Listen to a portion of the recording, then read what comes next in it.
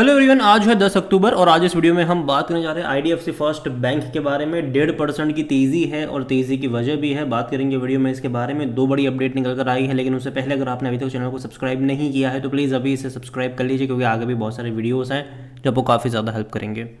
तो 73 रुपीज़ का शेयर है। 1.5% की तेज़ी एक महीने में अगर आप देखो तो एक मेजर फॉल से गुजरा ज़रूर था। 74 रुपीज़ से गिरकर 71, हालांकि उतना मेजर नहीं, लेकिन हाँ 2 दिनों में एक बड़ा फॉल आया था। बाद में मतलब तेज़ी आई 2 दिन की, फिर वापस गिरा, फिर वापस तेज़ी यहाँ पर आई है। और एक महीने में मुश्किल से 1 से 1.5% की ही तेज़ी है, लेकिन एक साल में गिरावट कुछ ज़्यादा ही बड़ी है। यहाँ पर 18% गिरा है। एक्चुअली में गिरावट उससे भी ज़्यादा है, क्योंकि 100 रुपये से गिर कर आया है ये। ऑलमोस्ट 27% का फॉल हम कह सकते हैं।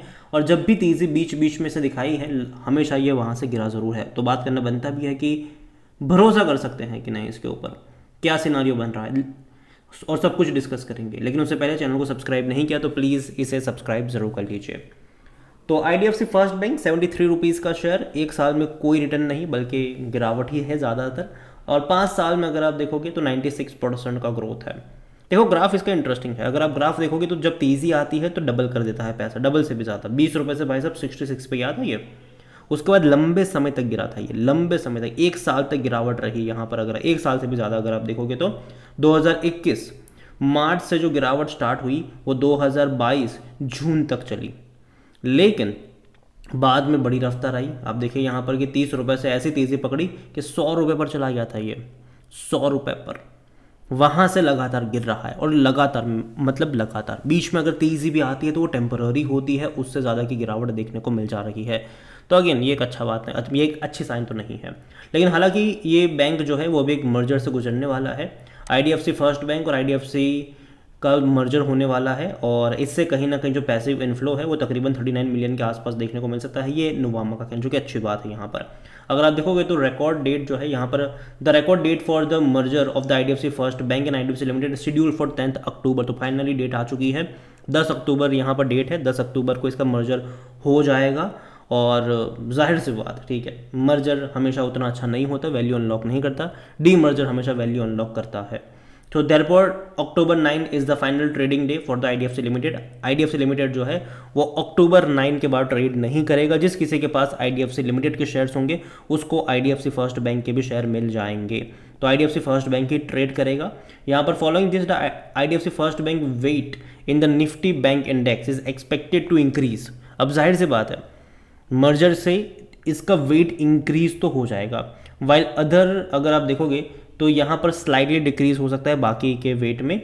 और the following the merger IDFC first bank is expected to attract 39 million passive inflows, और ये बड़ी बात है। Other banks including HDFC bank will see $11 million inflows, ठीक है, फॉलोड बाय आईसीआईसीआई 10 मिलियन। तो सबसे ज़्यादा जो इनफ्लो यहाँ पर अट्रैक्ट करेगा वो आईडीएफसी फर्स्ट बैंक होगा, और ये बड़ी बात है, अच्छी बात है ये। और दूसरी बड़ी बात, मर्जर से पहले ही एक बड़ा इन्वेस्टमेंट आ चुका है। यहाँ पर यूबीएस ग्रुप ने तकरीबन 88 करोड़ के शेयर्स खरीदे हैं यहाँ पर ओपन मार्केट से। वो भी यूबीएस ग्रुप ने ओपन मार्केट से, अगेन कह दो ओपन मार्केट से खरीदारी हुई है ये। तो ये बड़ी बात है, एक बड़ा कॉन्फिडेंस मतलब इन्होंने यहाँ पर जताया है। Swiss financial service company UBS group on Wednesday bought shares of IDFC limited for 88 rupees through the open market. Sorry 88 crore rupees के शेयर्स खरीदे यहाँ पर। तो टोटल अगर आप देखोगे यहाँ पर तो 0.51% का स्टेक बनता है वो आईडीएफसी लिमिटेड में, और ये बड़ी बल्क डील यहाँ पर हुई है। शेयर्स अगर आप देखो, नंबर ऑफ शेयर्स देखो तो 81,48,705 शेयर्स है ये। और कुल मिलाकर अगर आप देखो तो जो एवरेज प्राइस है वो 107 रुपये का है। आईडीएफसी लिमिटेड का जो एवरेज प्राइस है उस प्राइस पे यहाँ पर इन्होंने बाय करी है। ऑलमोस्ट 88 करोड़ रुपए का इन्वेस्टमेंट यूबीएस ने यहाँ पर करा हुआ है, जो कि अगेन अच्छी बात है ये। और मर्जर बहुत जल्दी होने वाला है, उसका भी असर यहाँ पर देखने को मिलेगा। और जहाँ तक बात करें वॉल्यूम्स की, आज तो 1.5 करोड़ से भी ज़्यादा के शेयर यहाँ पर ट्रेड होते नजर आए हैं। बड़ी क्वान्टिटी में ट्रेडिंग तो चल रही है। कंपनी का जो ऑल टाइम हाई है वो 100 रुपये का है। इंट्राडे में 100 रुपये का लेवल छुआ था, 17 रुपये का लो भी है। मार्केट कैप 55,000 करोड़ के आसपास देखने को मिल रहा है। कंपनी के बारे में अगर हम बात करें तो according to money control user 60% लोग कह रहे खरीदारी करो, 40% लोग कह रहे बेचो और भाग जाओ यहाँ से। इतना ही नहीं, अगर नज़र करी जाए इनके लास्ट कुछ इनसाइडर ट्रांजैक्शन की तो बिकवाली देखने को मिली थी हमें जून में। अनिल संघवी जो कि यहाँ से कनेक्टेड पर्सन है, उन्होंने भैया मार्केट में तकरीबन 2 लाख शेयर बेचे थे 83 रुपीज़ के प्राइस पर। अभी तो उससे नीचे ही ट्रेड कर रहा है। 2024 में 2 बार बिकवाली हुई है। अगेन ये जो वी वैद्यनाथन है, जो कि कंपनी के कर्ता धर्ता, बैंक के कर्ता धर्ता है, वो गिफ्ट के तौर पर यहाँ पर, ऐसा नहीं कि उन्होंने बेचा नहीं, वो गिफ्ट देते रहते हैं अपने ड्राइवर्स को, अपने नायक को, अपने अपने रिलेटिव्स को गिफ्ट देते रहते हैं शेयर्स, तो ये गिफ्ट है। और जहाँ तक डिविडेंड देखें तो हालांकि अभी तक इन्होंने डिविडेंड पे आउट करना स्टार्ट नहीं करा है, लेकिन आने वाले टाइम में डिविडेंड पे आउट भी कर सकते हैं, क्योंकि कंपनी प्रॉफिट करेगी तो डिविडेंड भी पे आउट करेगी। हालांकि प्रॉफिट कर रहे हैं, अच्छा प्रॉफिट कर रहे हैं, लेकिन डिविडेंड अभी पे नहीं करा है। 2018 में आखिरी बार पे करा था। और जहाँ तक इनके वैल्यूएशन की बात करें, 18 का पी है, जो कि सेक्टर पी भी 18 का, कोई सस्ते वैल्यूएशन के ऊपर अभी भी ये ट्रेड नहीं कर रहा है, सस्ते पे अभी ट्रेड नहीं कर रहा। 63% एनालिस्ट कहते हैं खरीदारी करो।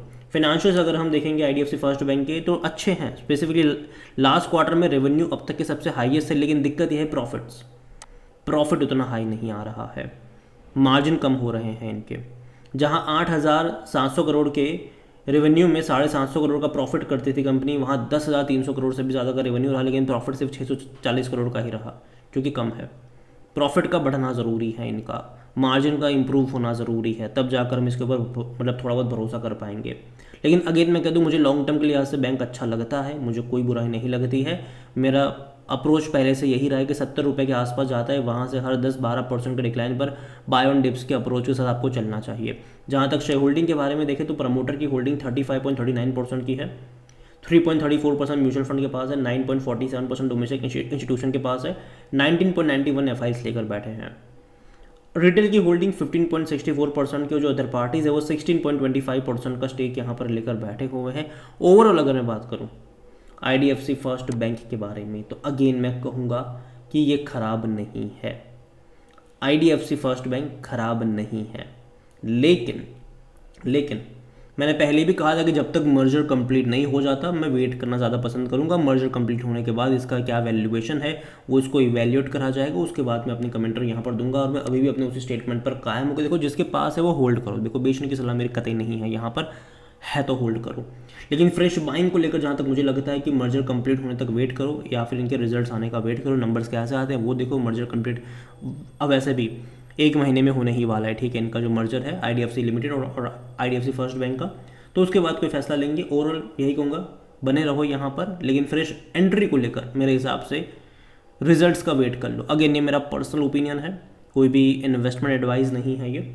वीडियो को यहीं पे एंड करता हूँ, पसंद आया हो तो लाइक करो, शेयर करो, चैनल पर अगर पहली बार हैं तो प्लीज़ सब्सक्राइब करें। और आईडीएफसी फर्स्ट बैंक और आईडीएफसी लिमिटेड दोनों के बारे में आप क्या सोचते हैं, मर्जर के बारे में आप क्या सोचते हैं, वो भी आप मुझे कमेंट में लिख के बता सकते हैं। Thank you.